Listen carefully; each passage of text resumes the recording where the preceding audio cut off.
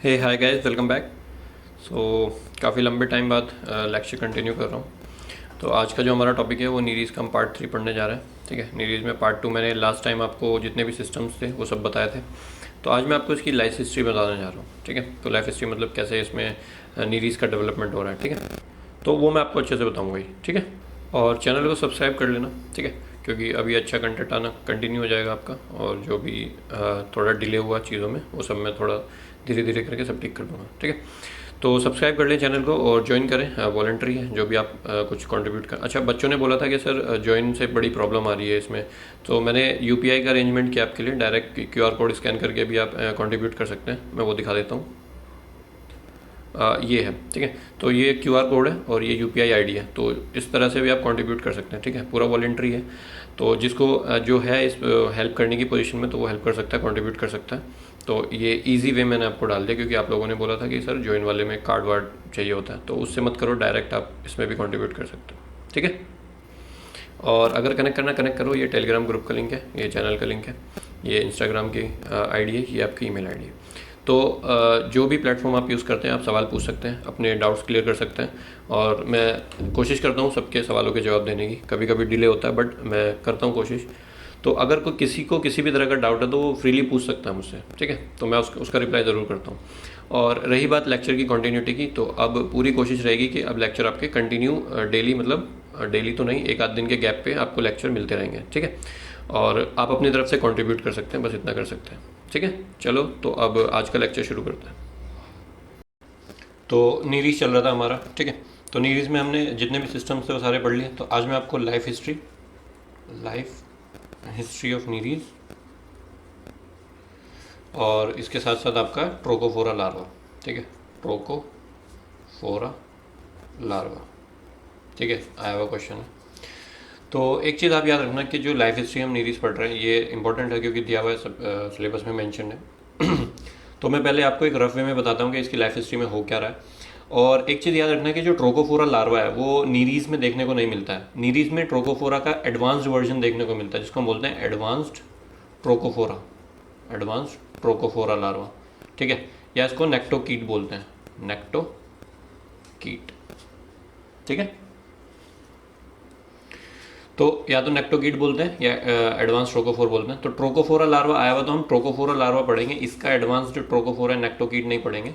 तो life history में मैं आपको बता दूंगा, मतलब सिमिलर है, तो थोड़ा बहुत डिफरेंस होता है वो बता दूंगा मैं आपको। तो लाइफ हिस्ट्री के सबसे पहले अगर मैं आपको बताऊं कि नीरीज में वो क्या हो रहा है, तो वो साइक्लिक डायग्राम में आपको दिखाता हूँ। तो सबसे पहले जो लाइफ हिस्ट्री है उसमें सबसे पहले होती है स्वामिंग। क्या होती है? स्वामिंग। स्वामिंग मतलब होता है कि जो मेल और फीमेल नीरीज है, ठीक है, वो अपना जो गैमेट शेड करेंगे सी सरफेस पे, तो उस प्रोसेस को हम बोलते हैं स्वामिंग। ठीक है, तो मैंने आपको वो बताया था एटोकी और एपिटोकी। तो एटोकी और एपिटोक। ठीक है, ये मैंने बताया था। और जो प्रोसेस इसके एक्सचेंज को में होता है उसको हम एपिटोकी बोलते हैं। याद करो पिछले लेक्चर में कि मतलब जो पोस्टीरियर पार्ट है आपका, जो सेक्सुअली एक्टिव है, उसको हम बोलते हैं एपिटोक, जिसमें गैमेट्स भरे हुए होते हैं। और जो इंटीरियर पार्ट है जो नॉन सेक्सुअल है, जिसमें गैमेट्स नहीं होते, उसको बोलते हैं एटोक। ठीक है, तो इनके जो ये जो प्रोसेस आपस में होता है उसको हमने एपिटोकी बोला था लास्ट लेक्चर में। तो सबसे पहले हुआ स्वामिंग। स्वामिंग मतलब जो मैच्योर्ड गैमेट प्रोड्यूस करने वाली जो नीरीज है वो सी सरफेस पे आएगी और एग और स्पर्म अपना जो है वो शेड करेगी। ठीक है, सो दैट इज स्वामिंग।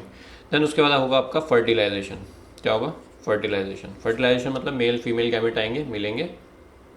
फर्टिलाइजेशन मतलब मेल फीमेल गैमेट आएंगे और मिलेंगे। ठीक है, देन उसके बाद आपका इसका होगा डेवलपमेंट। क्या होगा? डेवलपमेंट। तो फर्टिलाइजेशन इसका हो गया एक्सटर्नल, क्योंकि सी वाटर में सरफेस में आके मिल रहे हैं, तो एक्सटर्नल डेवलपमेंट, और सॉरी एक्सटर्नल फर्टिलाइजेशन। और डेवलपमेंट आपका इसका होगा इनडायरेक्ट। ठीक है, क्योंकि लार्वल स्टेज आएगी। डेवलपमेंट में भी आपकी 3 स्टेजेस में। ठीक है, एक आती है आपकी प्री लार्वल स्टेज, फिर आएगी आपकी लार्वल स्टेज, एंड देन आपकी आएगी पोस्ट लार्वल स्टेज। ठीक है, तो प्री लार्वल स्टेज तो मैं आपको यहीं पे बता दूंगा। जो लार्वल और पोस्ट लार्वल है इसमें मैं आपको पढ़ाऊंगा मेनली ट्रोकोफोरा लार्वा और मेटाजेनेसिस, जो इसमें सॉरी मेटामॉर्फोसिस जो इसमें होगा। पोस्ट लार्वल मतलब जो मेटामॉर्फोसिस हो रहा है, मेटामॉर्फोसिस। ठीक है, तो ये हम अगर ये लेक्चर बड़ा नहीं हुआ तो इसी में बता दूंगा, नहीं तो मैं आपको यहाँ पे लाइफ हिस्ट्री के साथ छोटा सा बता के डिटेल में ट्रोकोफोरा अगले लेक्चर में मैं आपको बताऊंगा। ठीक है, ये हो गया। देन उसके बाद आपका, अब ऐसे समझो, देखो पहले मैं इसको रफ वे में एक बार बता देता हूँ, उसके बाद फिर मैं आपको इसको फेयरली बताऊँगा, मतलब डिजिटल डायग्राम में, और फिर इसको लिखा भी दूंगा थोड़े से पॉइंट्स में, ठीक है। तो सबसे पहले जब फर्टिलाइजेशन हो जाएगा तो आपका जाइगोट बनेगा, ठीक है, ये बना आपका जाइगोट, ठीक है। ये मैं रफ उसमें आपको बता रहा हूँ। इसमें होगा आपका फर्स्ट क्लीवेज, ठीक है।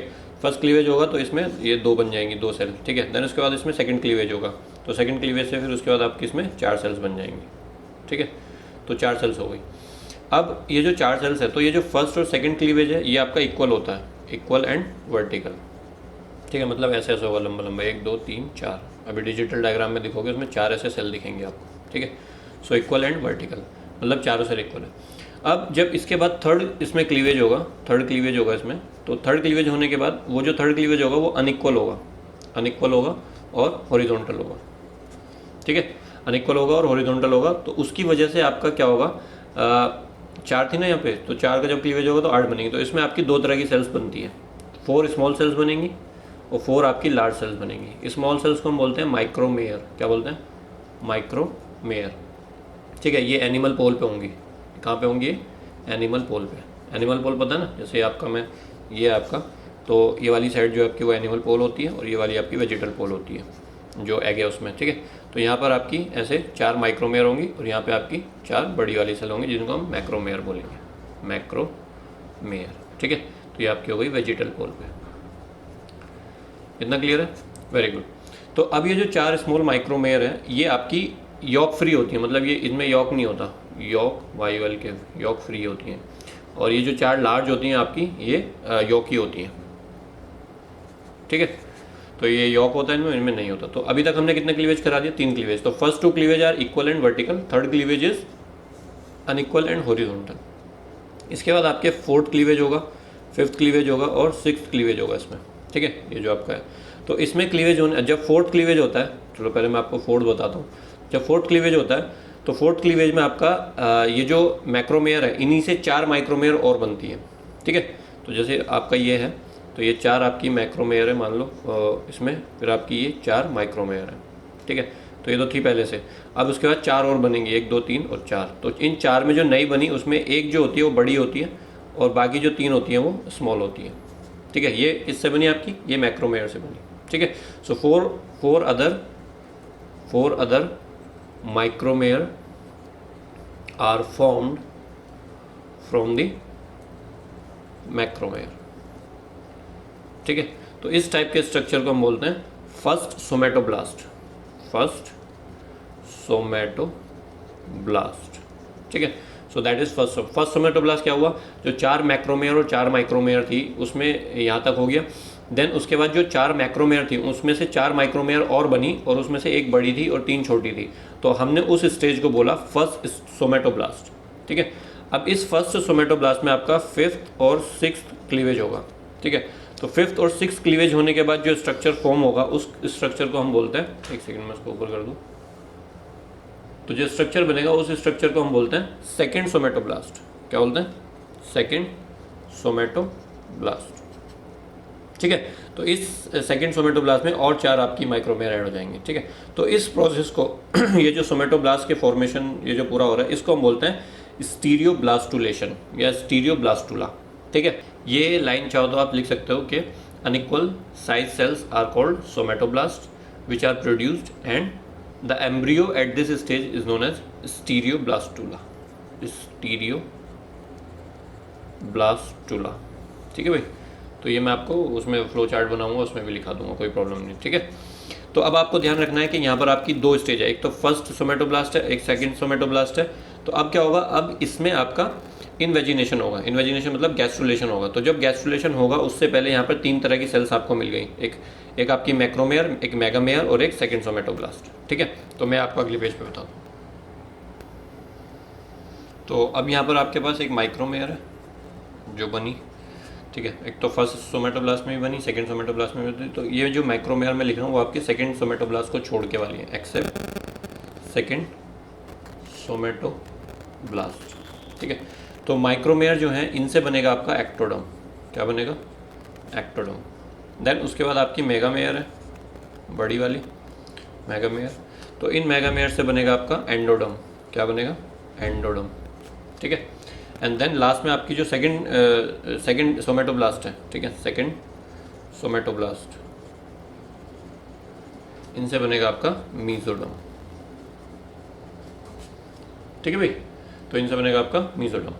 देन ये सारी चीज़ें जब बननी शुरू हो जाएंगी, देन आपका वही है, वो आपको पता ही है, इन्वेजिनेशन होता है, ठीक है। देन उसके बाद आपका जो गैस्ट्रुलेशन है उसमें इसमें होता है एपिबोलिक। वो याद करो जो मैंने आपको डिफरेंट टाइप्स ऑफ गैस्ट्रुलेशन पढ़ाए थे। तो एपिबोली में आपका जो स्मॉलर सेल होती हैं वैसे पूरे उस पर मूव करने लगती हैं, ठीक है। तो जब आपका इसमें यहाँ पे आप लिखेंगे कि invagination occur,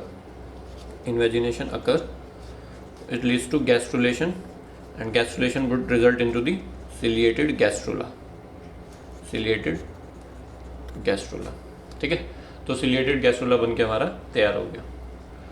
So up to this gastrulation this is your pre-larval stage, ठीक है। देन इसके बाद आपका ciliated gastrula बन गया। देन इस gastrulation के अब जो मेम्ब्रेन है उसमें आपका लार्वल स्टेज आएगी। लार्वल स्टेज क्यों आएगी? क्योंकि यहाँ पर आपका ट्रोकोफोरा लार्वा, ट्रोकोफोरा या ट्रोकोस्फेयर भी बोलते हैं उसको, ट्रोकोस्फेयर लार्वा का फॉर्मेशन शुरू हो जाएगा। तो उसका फॉर्मेशन शुरू होगा तो मतलब लार्वल स्टेज आ गई, ठीक है। तो लार्वल स्टेज में आपको ट्रोकोफोरा लार्वा पढ़ाऊंगा, तो वही लार्वल स्टेज है। देन इस लार्वल स्टेज के बाद 24 मतलब जब ये आपका होता है तो हैच कर जाता है, फिर ये जो मेम्ब्रेन है वो डिसरप्ट कर जाती है। जब डेवलपमेंट हो रहा है उसके 24 घंटे बाद हैच करता है और फिर उसमें आपका मेटामॉर्फोसिस होता है। तो ऐसे लिख लो कि hatches after 24 hours of development and it leads to metamorphosis, और यही मेटामॉर्फोसिस आपकी पोस्ट लार्वल स्टेज है। और इसके बाद आपका अडल्ट नीरीज बनता है, ठीक है भाई। तो कुछ इस तरह से आपका pre larval, larval, post larval, तो ऐसे चल के आपका बन रहा है। अब मैं आपको एक डिजिटल डायग्राम में और दिखाता हूँ, वहाँ पे और समझ लो, ठीक है। फिर मैं उसको फ्लो चार्ट में लिखवा के इसको खत्म करता हूँ और फिर अगले लेक्चर में आपका मैं ट्रोकोफोरा लार्वा पढ़ाऊँगा अच्छे से, ठीक है। तो ये देखेंगे आपका फर्टिलाइज एग है, ठीक है, जाइगोट बना, एनिमल पोल और ये वेजिटल पोल। अब इसमें क्लीवेज होगा। तो सबसे पहले मैंने आपको बताया था फर्स्ट क्लीवेज इक्वल होता है और वर्टिकल होता है। तो देखो यहाँ पे आपकी दो ब्लास्टोमेर बनी। देन उसके बाद आपकी फर्दर इसमें ये फर्स्ट क्लीवेज के बाद ऐसा हुआ, सेकंड क्लीवेज के बाद आपका 4 बनेंगी वर्टिकल में, ठीक है। तो इक्वल और वर्टिकल है फर्स्ट और सेकंड क्लीवेज, ठीक है। तो 4 ब्लास्टोमेयर का फॉर्मेशन हो गया। देन यहाँ पर आपका होगा थर्ड क्लीवेज। तो थर्ड क्लीवेज में आपका अनइक्वल होगा और हॉरिजॉन्टल होगा। तो देखो यहाँ पे 4 तो बड़ी सेल है जिनको हमने बोला मैक्रोमेयर, और 4 बीच में छोटी सेल है जिसको हमने बोला माइक्रोमेयर, ठीक है। फोर्थ वाला जब क्लीवेज होगा तो फोर्थ क्लीवेज होने के बाद आपका फर्स्ट सोमेटोब्लास्ट का फॉर्मेशन हो जाएगा। तो फर्स्ट सोमेटोब्लास्ट जब बनेगी तो मैंने आपको क्या बोला था कि जो मेगामेयर है, जो मैक्रोमेयर है, उनसे आपकी 4 माइक्रोमेयर और बनेंगी, जिनमें 3 छोटी होंगी, 1, 2, 3 और 1 बड़ी होगी, ठीक है। इसको हम सोमेटोब्लास्ट बोल रहे हैं। देन आपका फर्दर क्लीवेज होगा और फर्दर क्लीवेज होने के बाद आपका एक और सोमेटोब्लास्ट बनेगी जिसको हम बोलते हैं सेकंड सोमेटोब्लास्ट, ठीक है। तो सेकंड सोमेटोब्लास्ट को छोड़ के आपका जितनी भी माइक्रोमेयर है ये सब आपकी एंटर कर जाएंगी और ये फॉर्म करेंगी आपकी एक्टोडर्म, ठीक है। ये सब आपकी क्या फॉर्म करेंगी? एक्टोडर्म। देन आपकी जो मेगामेयर है, जो बड़ी सेल आपकी बची हैं, ये बनेंगी आपकी एंडोडर्म, और ये जो सेकंड सोमेटोब्लास्ट है this will form the mesoderm of the Nereis, ठीक है। तो लार्वल स्टेज, तो इस स्टेज पे जो लार्वा होता है उसको बोलते हैं स्टीरियोब्लास्टुला, ठीक है भाई। देन उसके बाद इन्वेजिनेशन होगा आपका, है ना। इन्वेजिनेशन होने के बाद आपका गैस्ट्रुलेशन होगा। तो यहाँ पर आप देखोगे इस स्टेज पे, ये मैंने आपको नहीं बताया क्योंकि ये आपका एडवांस ट्रोकोफोरा लार्वा की बात हो रही है। तो यहाँ पर अभी इसकी जिलेटेनियस शीथ है, तो ये आपकी ये शीथ का यहाँ पर ये जो अंदर आप देख रहे हो structure, this is young trochophore larva, ठीक है। ये हैच आउट होगा और फिर कुछ आपका इस तरह से दिखने लग जाएगा। फिर इसमें फर्दर डेवलपमेंट होते होते लार्वा आपका एक आध हफ्ते बाद कुछ इस तरह से दिखेगा, ठीक है। और फिर इसमें आपका मेटामॉर्फोसिस होकर अडल्ट नीरीज का फॉर्मेशन हो जाएगा, ठीक है। तो ये मैंने आपको यहाँ से नहीं बताया, क्यों? क्योंकि मैं आपको ट्रोकोफोर बताऊँगा, वो मैं आपको अगले लेक्चर में बताऊँगा। तो ये जो मैंने आपको समझाया ये मैं आपको लिखा देता हूँ सिंपल सी लैंग्वेज में, और फिर उसके बाद आपका ट्रोकोफोर जब मैं आपको पढ़ाऊँगा तो ये सब जो प्रोटोट्रोक और ये सब जितना भी है सब वहाँ पे बता दूँगा, ठीक है। चलो, तो ये जो हमने अभी समझा, ठीक है, इसको एक बार लिख लेते हैं। तो gametes are released into the water, then external fertilization occurs, ठीक है। then it undergoes spiral and determinate cleavage, ठीक है। स्पाइरल क्लीवेज पढ़ा चुका हूँ, डिटर्मिनेट भी बता चुका हूँ, मतलब जो सेल है डिटर्मिंड है, तो अगर एक भी सेल उसमें से मिस हुई, मतलब जैसे ये आपकी 4 स्टेज में जाके 1 2 3 4, तो 4 स्टेज सेल में अगर एक भी सेल आपकी मिस हुई, हर सेल एक क्वाड्रेंट बनाती है ऑर्गेनिज्म का, तो अगर एक भी सेल हुई तो वो क्वाड्रेंट नहीं फॉर्म होगा, सो दैट इज डिटर्मिनेट क्लीवेज। ठीक है, तो इसमें भी मैं आपको क्लीवेज में आप अगर और लिखना है तो आप लिख सकते हो कि first and second cleavage is equal and vertical. ठीक है, then third cleavage is unequal and horizontal. ठीक है, and it leads to the, third cleavage leads to the, तो मैं यहाँ पे लिखूंगा क्लीवेज के बाद third cleavage leads to the formation of small micromere and large macromere. ठीक है, मतलब ये ऐसे, तो ये आपका हो गया। देन उसके बाद उसके बाद आपका further fourth, fifth and sixth cleavage leads to the formation of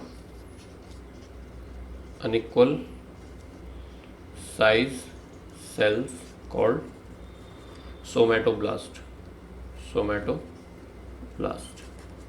ठीक है, and embryo at this stage is known as stereoblastula. तो आप यहाँ पे लिख लेना एम्ब्रियो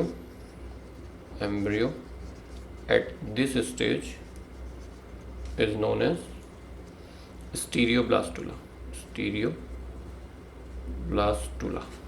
ठीक है भाई, तो ये आपका हो गया। देन स्टीरियोब्लास्टुला हो गया, मतलब ये सब हो गया। उसके बाद आपका क्या होगा, गैस्ट्रुलेशन होगा। Then epibolic ciliated gastrulation occurs by spreading the micromere over endoderm and somatoblast. मतलब सोमैटोब्लास्ट मतलब मीजोमेयर और एंडोडर्म यहाँ पे मतलब मैक्रोमेयर। ठीक है, megamere. So then it leads to the ट्रोकोफोरा